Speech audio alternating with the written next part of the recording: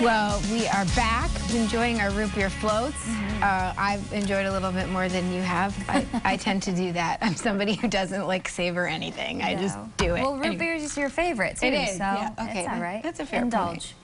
Well, we're gonna play a little fishbowl fun, right? Okay. All right. It's Thursday. Fishbowl Thursday. Okay. So do you want me to go? I'll ask you a question. All right. She's not excited about this. What food could you not live without? Oh, that's difficult. I've got two. Okay.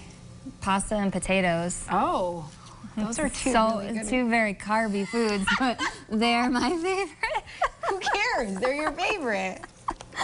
Oh, but then cheese is up there too. Oh man. And wine. You can't bring cheese. And like wine, pumpkin spice lattes. Okay, this is a good one. What's your favorite book and why? Oh. Well, I really love To Kill a Mockingbird.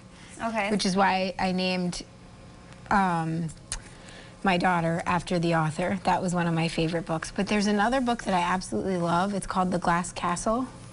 Oh. And I'm blanking on the author right now.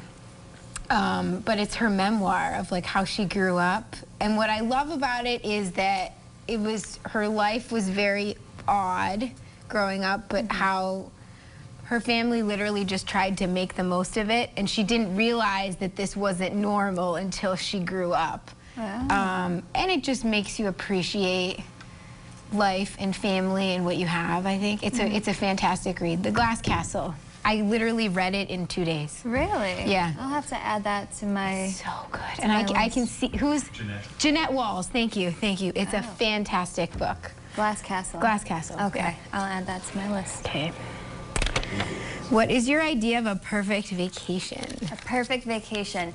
Well, there's different types of vacation people, you know. There's people that just like relaxing, which is fine. Okay. There's people that have to be doing something every minute, Yeah. which is fine. I'm in the middle. Okay. I like to have things planned, so I'm taking advantage of like whatever there is locally where I am, doing some adventures, love exploring, but I also like that downtime too. I think that's important, so you can just kind of recoup. Yeah, I think that's a good balance too. Yeah. So you you know? can put me anywhere, as long as I'm kind of happy medium in between exploring and relaxing, then I'm good. There we go. Good. Okay. Okay.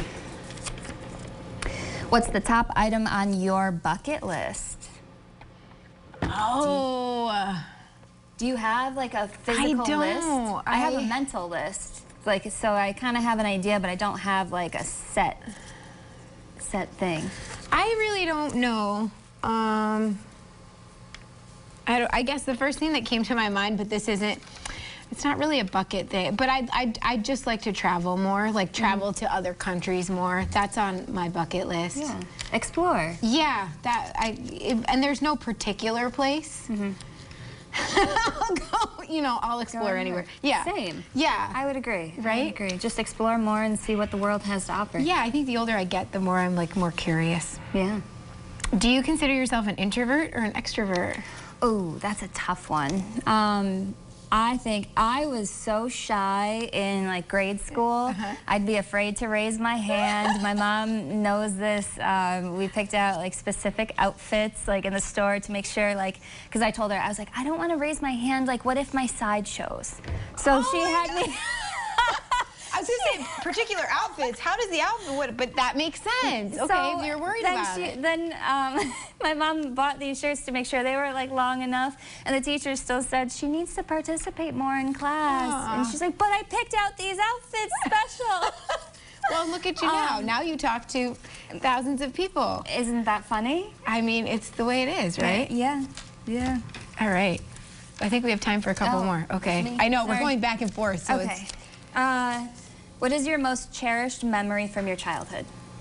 Oh, I think anything with my grandparents. I grew up with my my mom's mom and lots of cousins, and we spent our days. My grandmother was kind of like our babysitter. I said she had her own kindergarten class and barely speaks English, is an immigrant, and her and my grandfather every day took care of us, and I don't know, just gathering around the table with them and Those are cherished memories. Yeah. You? Yeah. I would say something similar, because my grandma used to watch me too when my mom and dad were at work.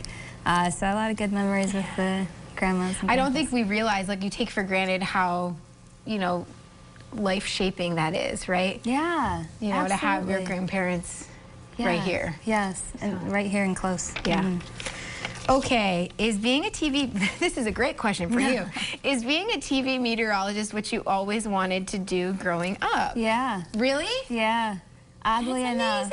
amazing. Yeah, 'cause I would just remember watching the Weather Channel or the local TV station or somebody out in a tornado or a hurricane. I was like, oh my goodness, there are thunderstorms coming, and I would run outside. My mom would be yelling at me saying, get back in, but I would just be like staring at the sky. And I met a local meteorologist in Binghamton at the time when I was super young, and I just fell in love with how she got to talk about what she loved, but she got to help people with their everyday. Ah, you were like a little storm chaser. Yeah. Well, all right, that was a fun little segment. We'll be right back, everybody.